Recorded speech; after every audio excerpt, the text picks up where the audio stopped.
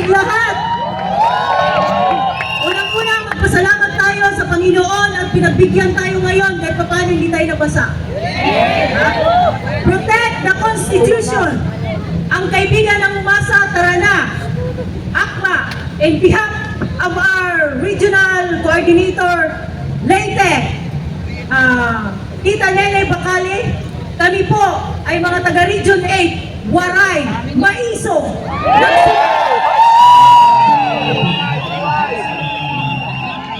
Naninindigan kami, nagsimula kami kung saan-saan sa hakbang ng Maisog. Ngayon, hinahamon ko lahat ng grupo na nagsasabing, tara na, pumunta na tayo ng Malacanang. Hindi ba mga si Marcos?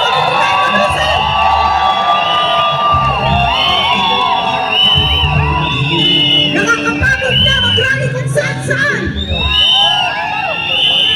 Kaya naninindigan kami, mga Region 8. Lumusog na tayo sa Malacanang para pababain si Marcos. Lusubin na yan! Lusubin na yan!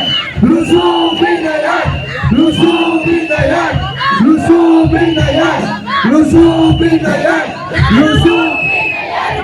Ako, Luzon, Visayas, Mindanao, Region 8, Cebu, lahat po, magsama-sama na po tayo.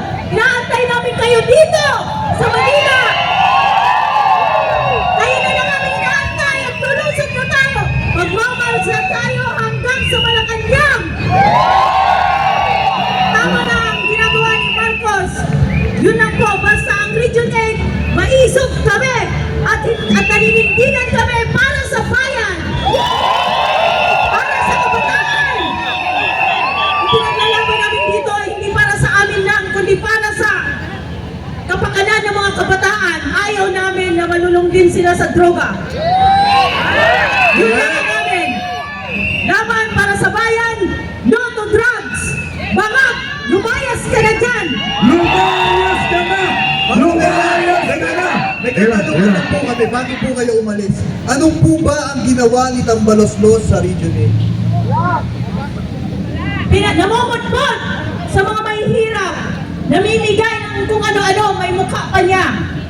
Pero yung mga tao lang din nila, mas marami pa rin ang hindi nabibigyan ng ayuda. At lalong nagiging tamad ang mga tao dahil umaasa na lang sa bigay nila.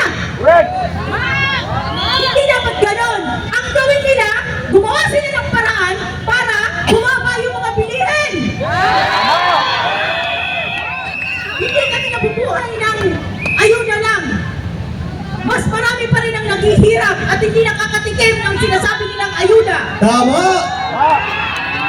Kaya ikaw ang paluslos. Umalis ka na rin dyan.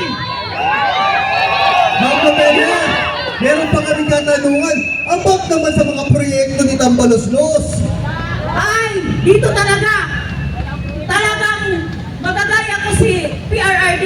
Idol eh. Putang ina mo, tapaluslos! Ginawa sa Leyte. Pinagbintangan niyo pa si PRRD na walang nagawa sa Leyte. Ma'am, murahin mo sa waray. Di maintindihan ni Tambaloslos yun. Warayin mo. Pinagkali mo yun ay!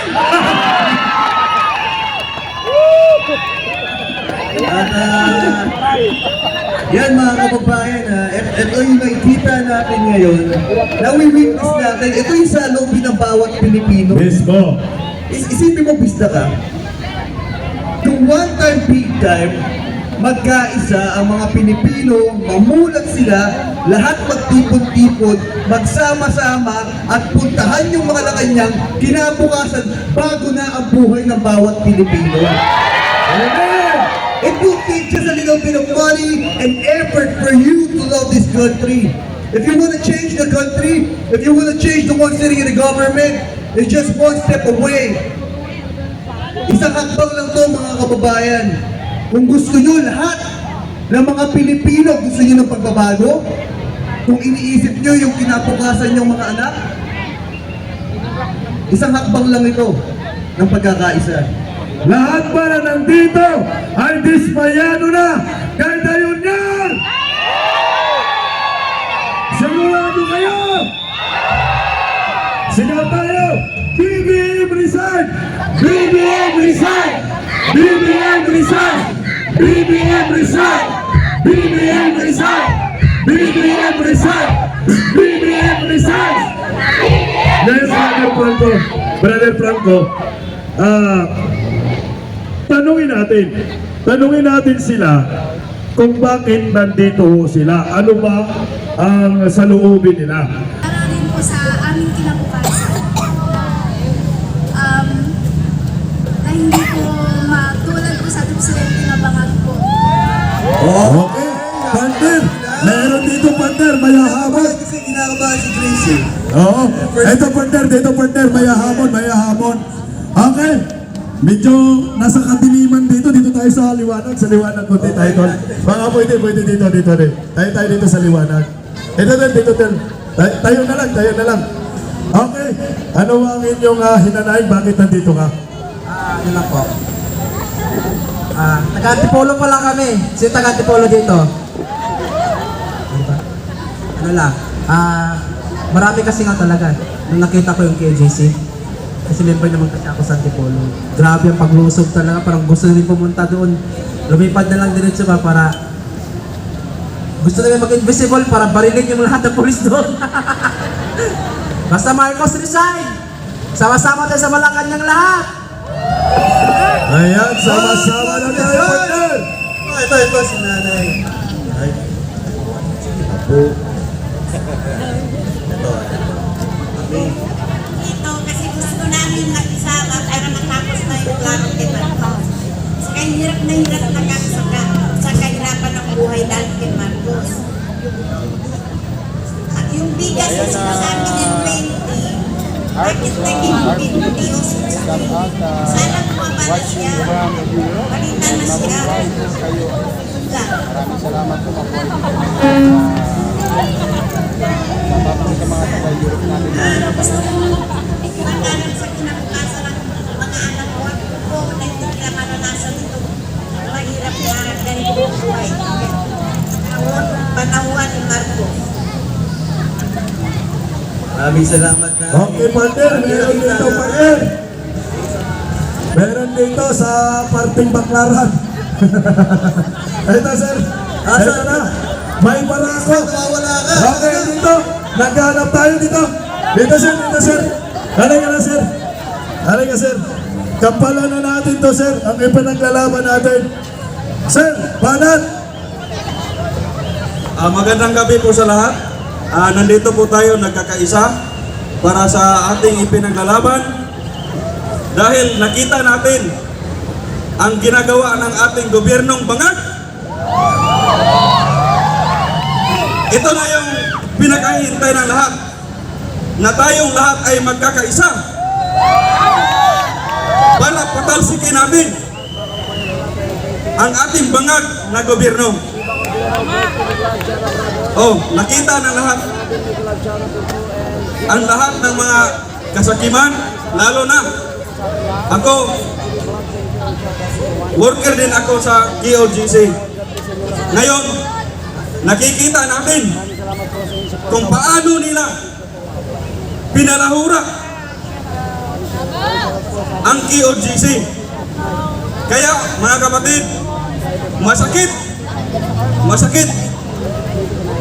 sa amin kung kayo nga na hindi member ng KOGC nasasaktan habang tinitingnan ang ginagawa ng mga kapulisan sa Davao.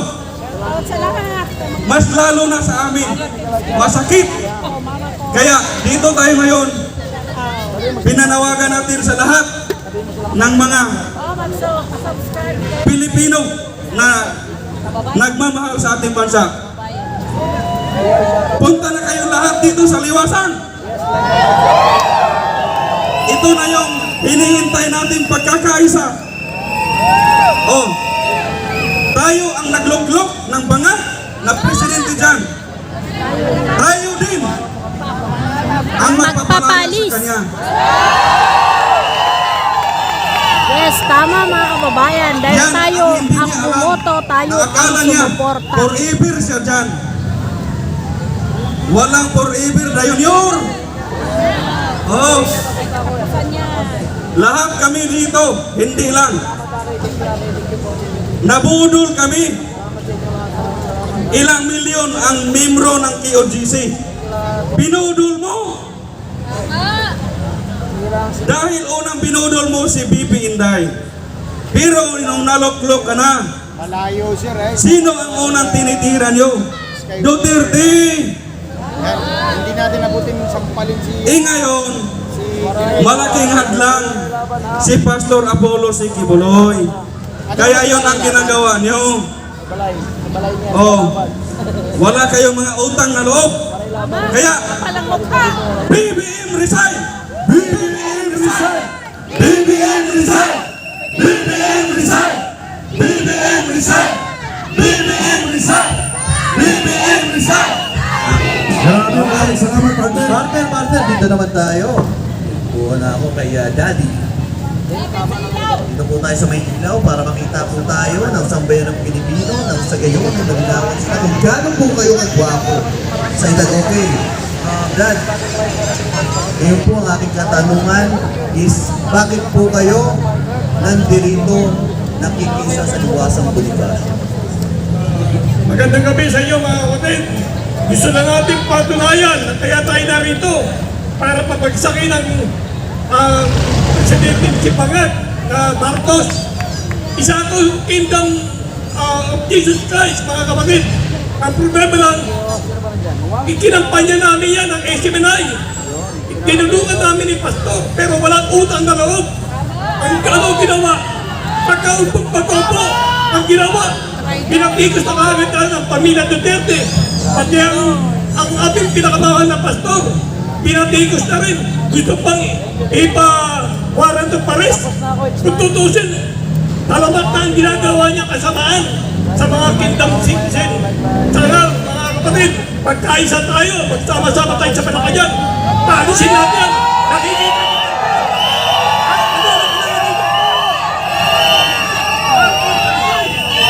Bagay na bagay sa kanya ang BBM. Bagag Marcos. Salamat po. BBM resign! BBM resign! BBM resign! BBM resign! BBM resign! BBM resign! BBM resign! Ayan, narinig na po ang boses ng bawat ordinaryong Pilipino na nandito sa Liwasang Bonifacio! At ngayon, partner Bisdak,